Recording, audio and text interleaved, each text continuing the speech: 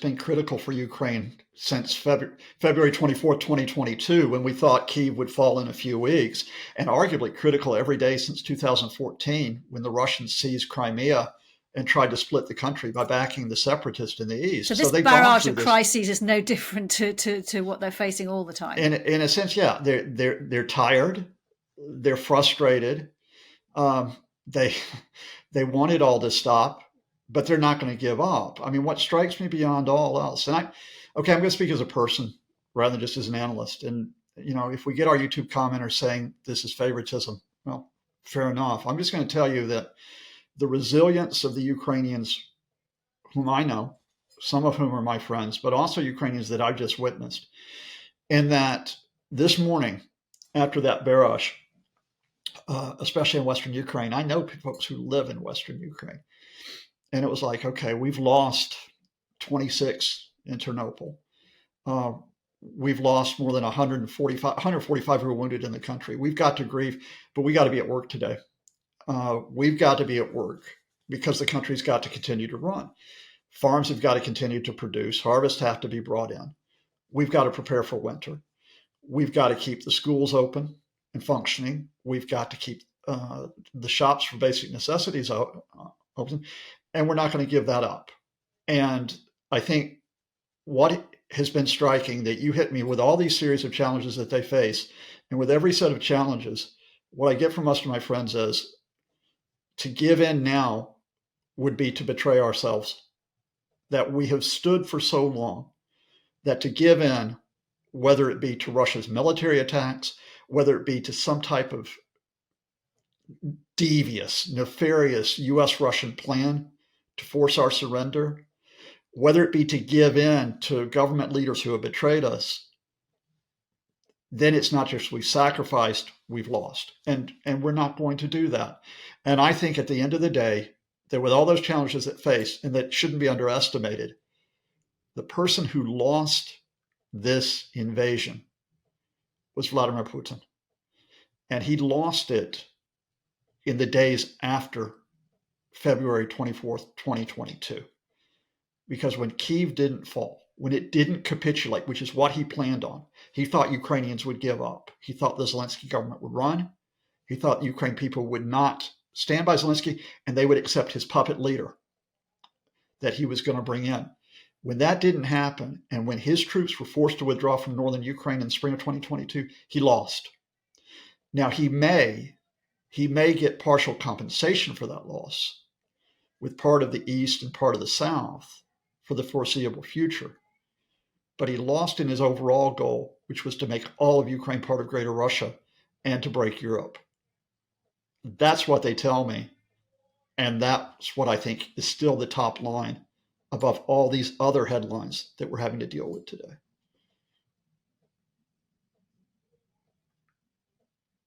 Thank you, Kate. Really important to have clarity at this moment, given the Russians are really keen to be claiming that they're winning on the battlefield amid all of this. Well, you need to have clarity on the ground and also in the air. Let's start with the ground situation. The Russian line is, we're winning, we're advancing in the east and the south. Why is Ukraine continuing to resist? They should effectively surrender at this point. The reality here is that the Russians have made gradual, but I'm going to emphasize that word, gradual advances, both in the Donetsk region and in the Zaporizhia region. Zaporizhia is in the south. But again, to put that into perspective, the Russians have taken this year 0.5 of 1% of Ukraine territory. So it was 19%, now it's about 19.5%.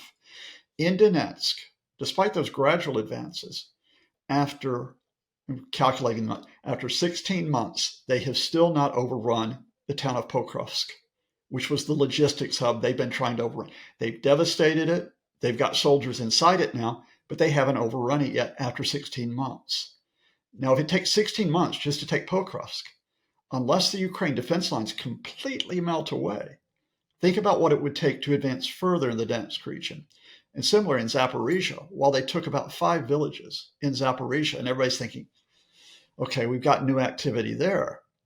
They haven't taken a major town in Zaporizhia yet. They've not made a major advance. So the Russians are trying to portray these major victories when in fact it is a very, very slow grind. And at the same time, why I want to bring in the aerial side of this is that as we got news of this U.S., or I should say some U.S. officials scheming with the Russians, what we get yesterday would be a mass Russian missile and drone assault, which hit Western Ukraine in particular, trying to hit energy facilities. Now, Western Ukraine has been lightly touched compared to the East, but in this case, the Russians murdered at least 26 civilians, including 3 children, and they wounded more than 90 in Ternopil in the West. They also wounded about another 75 across the rest of the country.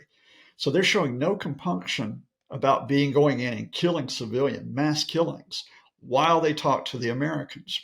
Now, why do I highlight this? In the past, when the Russians have gone too far, both in terms of their territorial demands and in terms of killing Ukraine civilians, Donald Trump has pulled back. In fact, he's actually castigated the Russians, and he approved the American sanctions that have culminated in those very serious sanctions on Russian oil companies last month because of that anger at the Russians. So we don't know which way this goes. Do we get Witkoff in particular spinning Trump, you have to accept the Russians are winning, or do you get Trump getting upset again that Putin is overreaching? Mm. And that's going to be interesting to see what happens next and what the official White House response is when we get it. Those comments that I was talking about earlier with the arrival of the US Army Secretary, also a call for the US to further pressure Russia by strengthening the energy and the financial sanctions. How likely do you think that is at the moment? And will that be significant? Because I know that President Trump says he's willing to sign the legislation to impose sanctions on countries doing business with Russia, legislation sponsored by Senator Lindsey Graham. But he will, according to the White House, retain control over the sanctions. So he could sort of soften the blow if he wanted to, effectively give him the power to exercise leniency if he still wants to.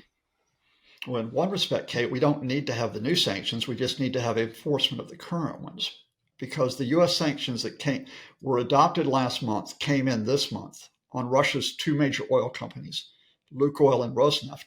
The significance of those are not direct sanctions on the Russians. They're secondary sanctions on Russia's oil customers. Since those sanctions came down, China, Russia's largest customer, has reduced its imports of Russian oil by 36%. India, the second largest customer, 5 of 7 Indian refineries are not taking any Russian oil in December. Turkey, number 3, is looking for alternative sources and cutting back on Russian purchases. And indeed, I think if you've got adults in the room in the United States, not Steve Witkoff, not Jared Kushner, you've got U.S. officials that may be working with the Turks, with the Indians, for example, to get oil, say, from the Arab states, as well as some American supplies to cover what they've been taking from Russia. So that is already going on. The congressional legislation is significant because the possible penalties are so severe on those that trade with Russia, up to 500% tariffs. And certainly if those were adopted by Trump, that would be a major step to take. But I don't think that's going to be the one in the next few weeks. I think there's a lot of chatter that it will happen, but in part that's because of domestic reasons. I think the Epstein affair is sucking a lot of oxygen out of the room. And I think the Americans also have some serious economic issues. So I think the focus here is actually enforcement of the existing sanctions, including the European sanctions, because we're up to about 19 sets now. And the Europeans in particular, finally cutting off oil and gas imports from Russia. You've been watching Frontline for Times Radio with me, Kate Chabot. If you'd like to be the first to get exclusive content, you can sign up for membership with the link below. You can also listen to Times Radio for the latest news or read it on thetimes.com. My thanks to our producer today, Louis Sykes, and to you for watching. Bye for now.